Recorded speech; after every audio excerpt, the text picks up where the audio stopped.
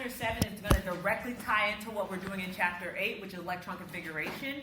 And so the good thing, like I mentioned to you all before, after chapter 7, after we finish today's work, the math, the heavy math is going to go away for a while.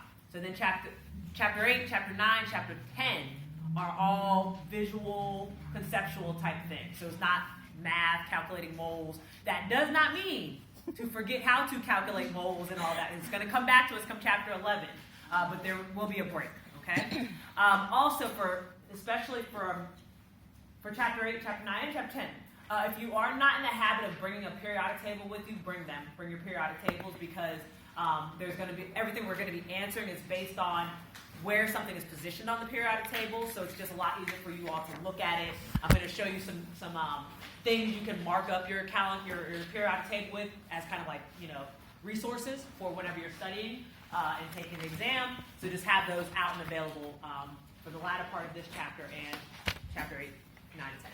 Okay. All right, so let's get into chapter 7. So chapter 7 was introduced to you guys first by the sub, and it's all about understanding light. That's the first part of the chapter, and how it fits into the overall electromagnetic spectrum. And then the second part of the chapter is going to talk about how light was used to study and understand the position of where these electrons are within an atom. Okay? So we learned about light in general. We learned that light moves in this wave-like manner, and we learned that it moves at a constant speed. The speed of light, does anybody happen to remember the speed of light? 3.0. Good. 3.00 times 10 to the 8 meters per second. So that's how fast light is moving, okay? And regardless of where it's coming from, that's the speed of light. Okay, so that means in a second, it's traveling over 1 million meters. So it's moving very, very fast, okay? And we learned how we can tie the speed of light to other properties that exist in this wave-like function.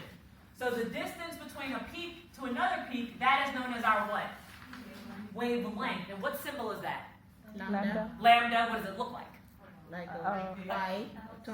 Well, some people may see a Y, some people may see a L a little bit. I see kind of like a sideways T.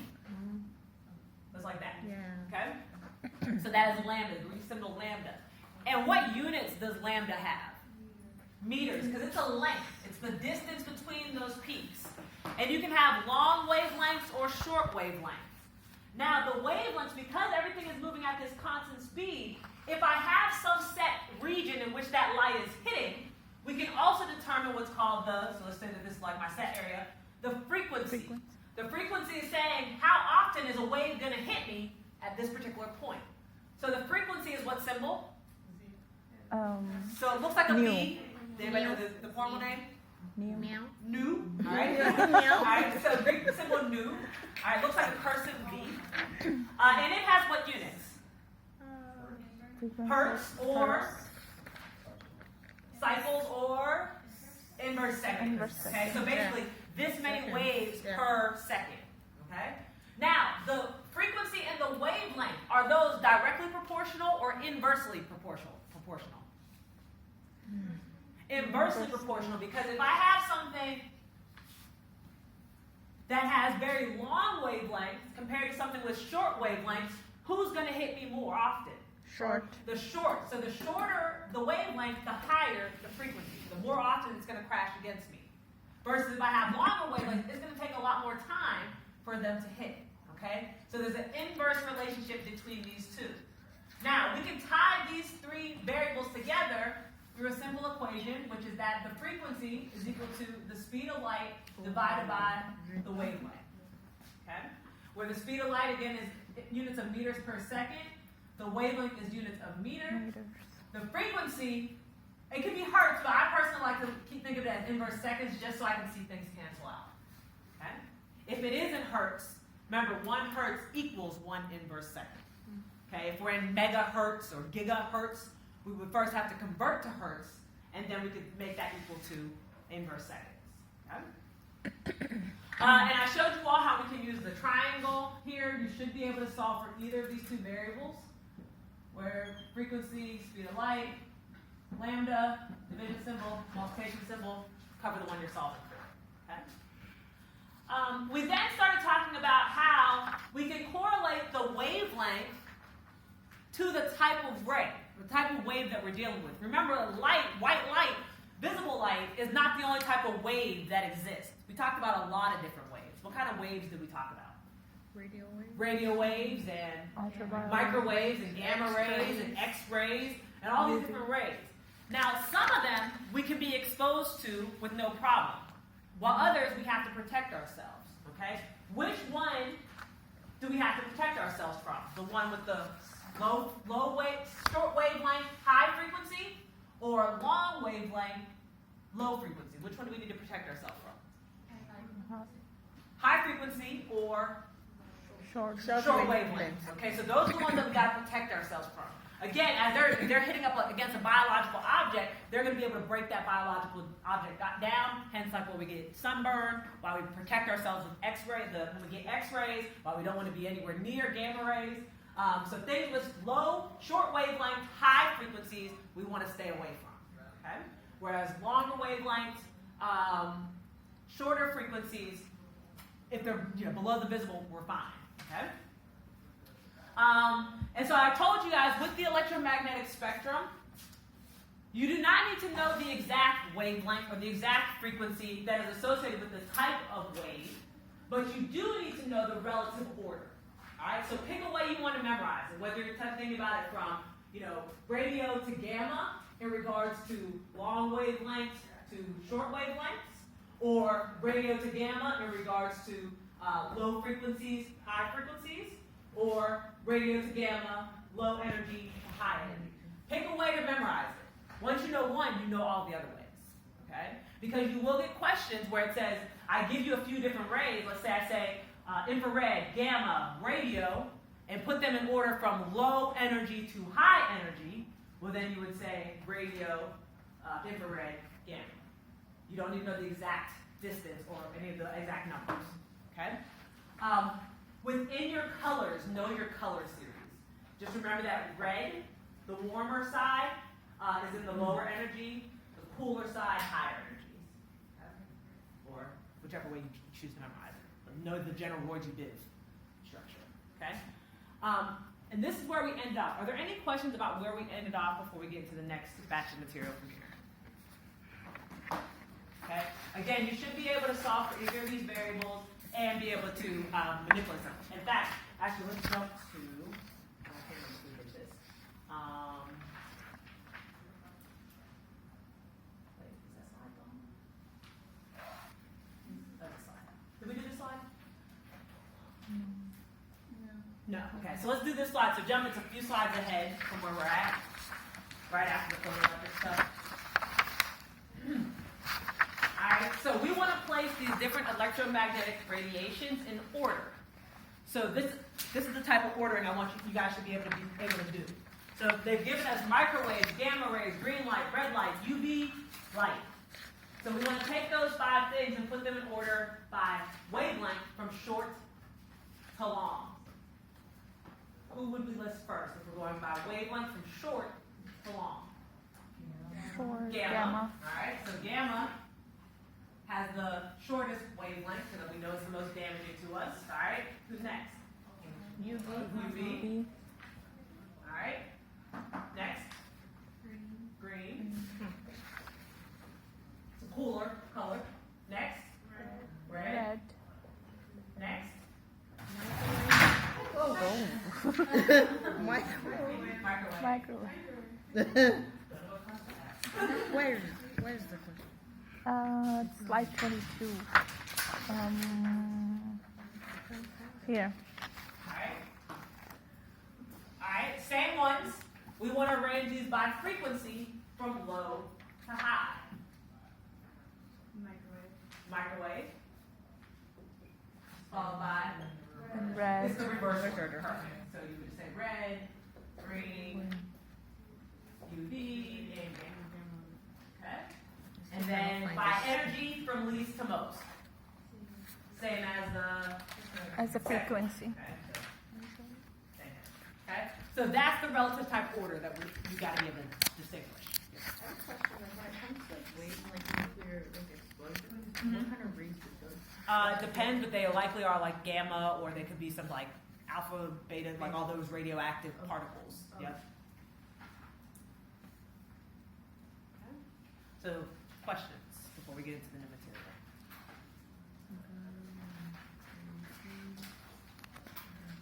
All right.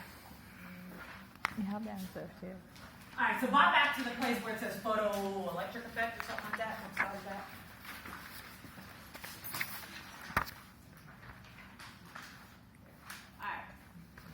All right, so remember, the whole point of why we're even introducing this idea of light is because this light was used to observe how elements behave as they interact with light.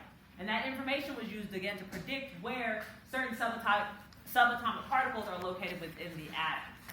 So one of the things that was observed initially is that when you shined a light at a metal, all right, you would get these electrons that are emitting off the surface. All right, so emit means leaving, flying off the surface. And they call this the photoelectric effect. And so what this was believed, well, okay, if I shine this light, so it looks kind of like this, right? If I'm shining this light against the surface, electrons are coming off. Well, what they originally believed is if they increased the energy of this light, that they would increase the number of electrons that are coming off. And if they decrease the energy of light, then they would decrease the energy of electrons, the number of electrons that are coming off. So that was what was originally proposed within the photoelectric effect. Okay? And they figured if I use like a dimmer light source, I would get less coming off. If I use a brighter light source, I would get more coming off. Okay? That was the original theory. Now, there was a problem with that.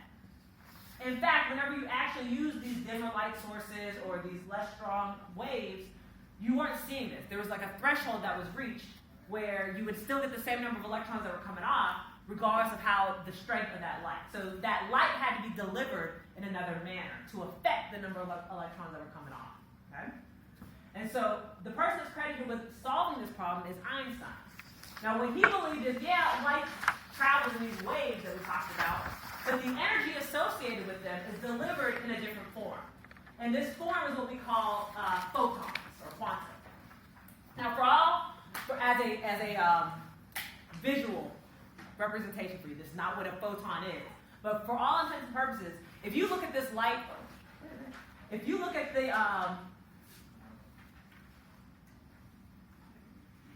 light that's coming out of this beam right here, you guys see all those little speckles of dust there? Mm-hmm. All right, so just envision that those are like the quanta. Okay, so those little speckles of dust represent energy packets associated with that light source. Okay, and so what they were, now that's not in reality what they are, but visually I want you to think about it. Because there's a lot of them, you guys see it's a whole lot. So within a light source, as it's traveling against something, there's all these little packets of energy that are used to deliver the energy to whatever I'm hitting. Okay? And these photons had a certain amount of energy associated with them. Each one of these little packets has a certain amount of energy associated with them. We can use that information to figure out exactly how much energy an overall light source has if we can figure out how much energy each photon has, and how many photons are in that light source. Okay? So how to do this is through another concept, which is Planck's constant, which is symbol H. And so Planck's constant, you don't have to memorize this, is 6.626 times 10 to the negative 34 joules times seconds. And what that allowed us to do is to tie in the relationship of the energy related to the frequency of that light source. Okay? So we can calculate the energy of a single photon by solving using Planck's constant times whatever the frequency of that light is. Well, what if we don't know what the frequency is, but we know the wavelength of something? Well, we can plug this equation into this equation and expand. So we can say that the energy of the photon is equal to Planck's constant times the frequency, or Planck's constant times the speed of light divided by the wavelength. All I'm doing is taking this equation and plugging it in here. Okay? So both of these equations will be given to you on the exam. Based off what information is provided for you, you need to decide which one would you want to use. If you're given information about the frequency, use the first version. If you're given information about the wavelength, use the second version. Okay? And then once we know what the energy of a single photon, one of these little specklets, has, we can then say, well, the total energy of the light source is going to be equal to the energy of a single photon times the number of photons that are present. Okay? The second one, you said if you're given information about the frequency, use H times beta and what's the... If you're given information about the wavelength, you can use the second portion, H times C over wavelength. Basically, we're saying you don't have to actually solve for the frequency to force yourself to be able to use this first version. You can just plug it right in. Okay, if you like to be able to solve it separately and plug it in, by all means do. But it's just saying you can use it straight out. Okay, because the frequency is C over wavelength. So all I've done is replace the frequency with what it equals. So is it H times C over sine inverse? It's the same thing. It's the same thing. So this equals, so nu equals C over lambda. Nu equals C over lambda. Okay, so I just plugged it right in. Okay? Still bearing in mind the units. So unit-wise, this is joules times seconds. This is inverse seconds. So if this is joules times seconds and this is inverse seconds, what's the energy unit going to end up being? Joules, good.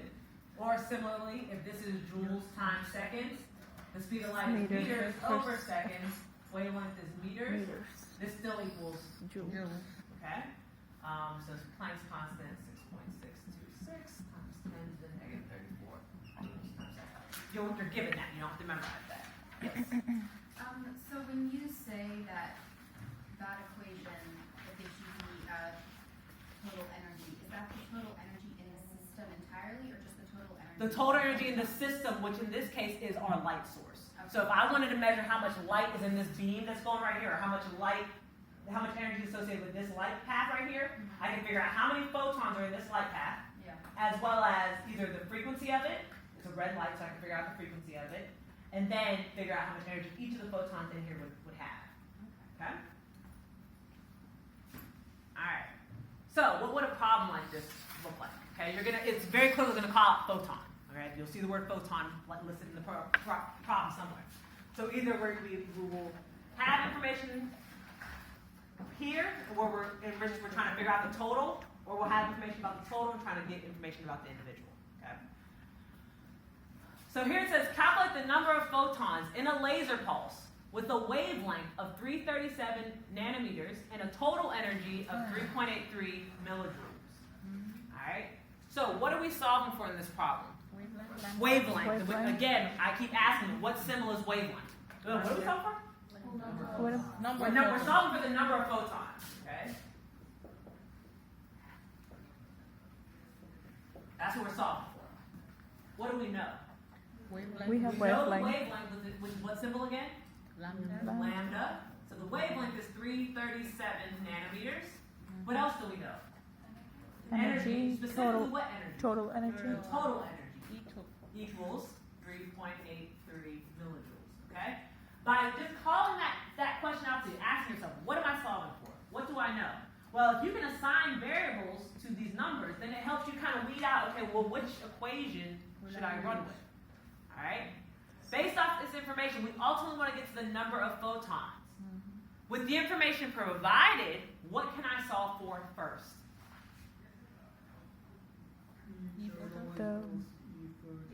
All right? So we can likely use this if we also want to get to the number of photons, I could use the fact that E total is equal to E photon times the number of photons. Well, I know one of these. I know the E total. What don't I know right now? Because I can't have two variables. All right, so we need the E photon first. And then that'll help us get to the number of photons. Okay? So how can I solve for the energy of a single photon based on the information I know? What equation would I use? I see two versions of it. Second one. The second one. Why am I using the second one? Lambda. Because you have lambda, the wavelength. It doesn't, I mean, you could plug lambda in, solve for the nu, and then plug it in, but why? Well, just put it in one step. Okay? So we're going to use the energy of the photon is equal to Planck's constant times the speed of light divided by lambda. Now, can I plug in information the way based off of how you're given, how it's given to us? No. What do I need to do?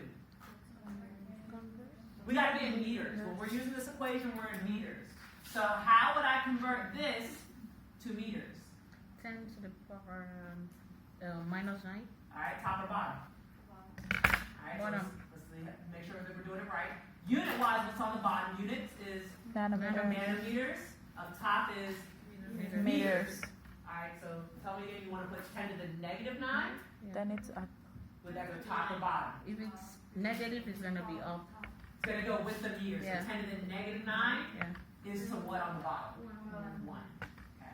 So that equals either 337 times 10 to the negative 9 or 3.37 times 10 to the negative 7 meters.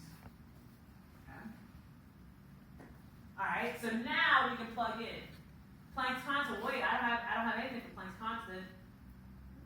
It's a constant. We know it. I'm doing this intentionally. I want y'all to ask yourself these same questions. Like, well, wait, where can I find this information? It's a constant. All right, 10 to the negative 34 joules per second.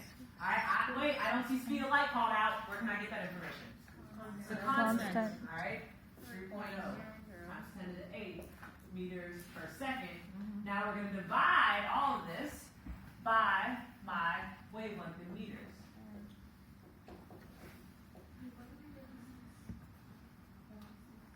The 6 point, so again, that's H, that's Planck's constant. Always, constant, yep. All right, so go ahead and plug this in and let's solve for the energy of one, just a single photon would be.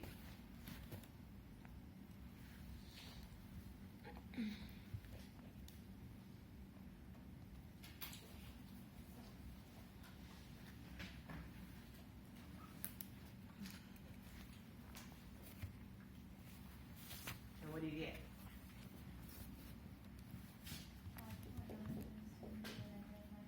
Good. 5.9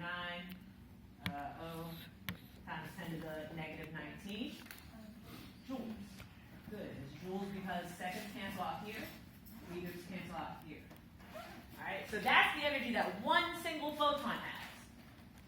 But I want to know the total number of photons that are present. Well, now, based off the information I know, how can I do that? What equation can I now use? We can use this E total, right? So the energy of the total, E total, equals the energy of the photon times the number of photons. So if I want to solve for the number of photons, how would I rearrange this? Divide E total by E Good. So the photon. number of photons is divide. What is what? Is equal to what? Good. E total divided by E photon. So whatever the total is divided by the individual. Okay. Now, can I plug in the information I know as is? No. What's the problem? We're Joules. in millijoules. All right. We need this to be in joules. Okay. So convert this. So this conversion factors from chapter 1 are coming back strong in this chapter. How would I go from millijoules to joules?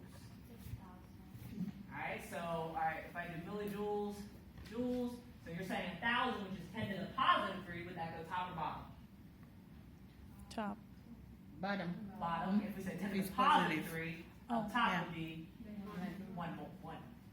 If it's negative, it's gonna be at the top. So this would be 3.83 times 10 to the negative 30 joules. Or you can move it 3 places. Okay? So now we're going to plug it in. E total in joules, so 3.83 times 10 to the negative 3 joules, divided by 5.9 times 10 to the negative 19 joules.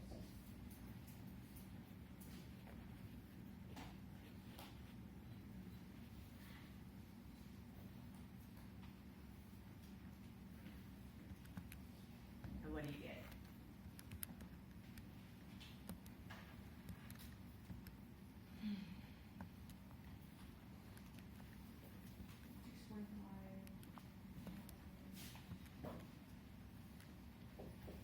Keep 6.49 times 10 to the, power 15. And that makes sense. Again, think of all these little speckles I see. There's a lot of them there. A lot of these little photons are there. A big number you should get out, okay? What's the units on this? 6.49. So it's unitless technically. It's a number. It's the number of photons. So it's the number. I mean, you could say there's this many photons, but it's just the number of photons. Okay, it's a number. Okay, because your joules are technically canceling. That's good. Sorry.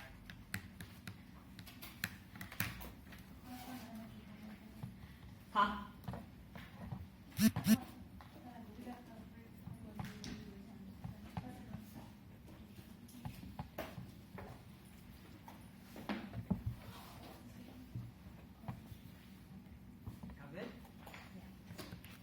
Alright.